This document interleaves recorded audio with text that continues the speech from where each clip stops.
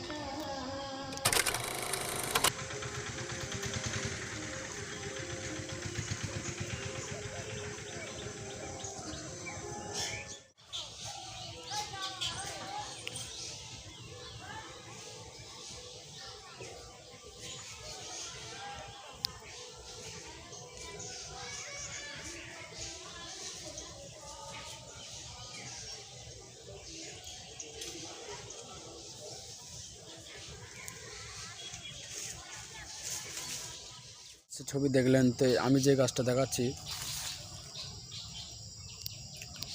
এই গাছটি হলো আঁশফল গাছ।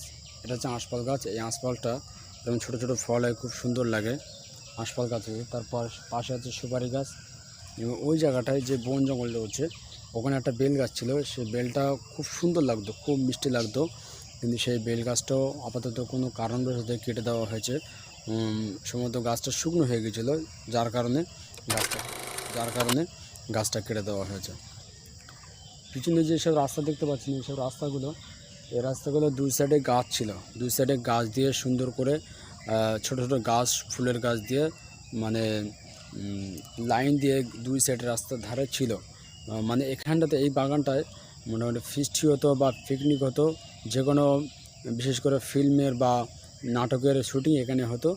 সেই বাগানটা এখানে অনেক রকম বাইরের থেকে প্রজেক্ট বা বাইরের অনুভব করতো, কিন্তু বাগানটা আজকে সেই হিসেবে আর নেই। বাগানটা মানে আস্তে আস্তে খারাপের দিকে এগোচ্ছে।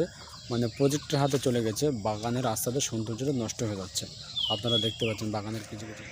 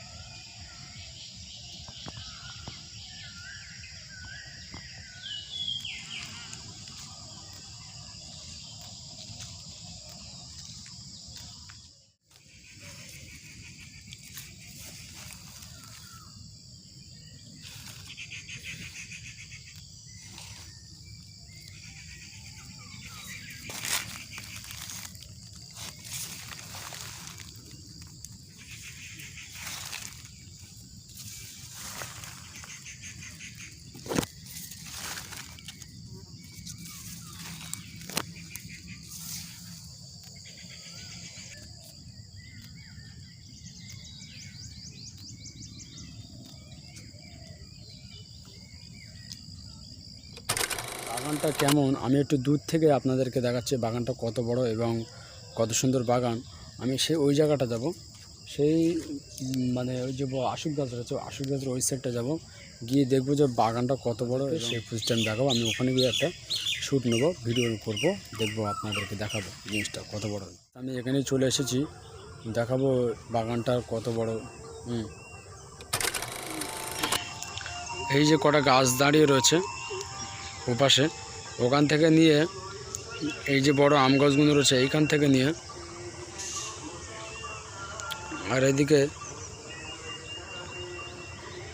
সেই নারকেল গাছ রয়েছে ওই পর্যন্ত এই বাগানটা বড়, প্রায় কম করে হলে প্রায় অনেক বড় বাগান।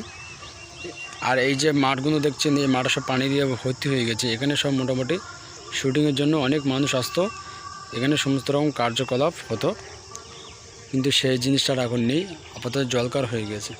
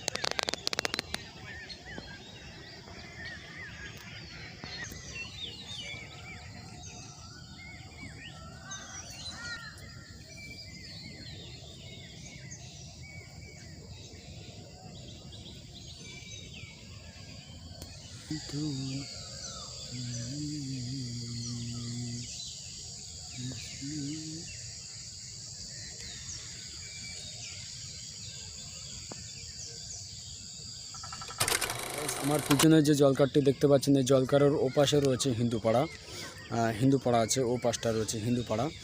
আর এবং জলকারের ওই সাইডটা পিছনে যে কুয়াশা দেখতে পাচ্ছেন, ওর পিছনে রয়েছে ঘটপুকুর, সাঁয়াটি ষাটগাছি গ্রাম। ওখানে যেতে গেলে আপনাকে সামনে যে মেন রোড আছে, মেন রোড ধরে যেতে হবে। শানটা দেখুন,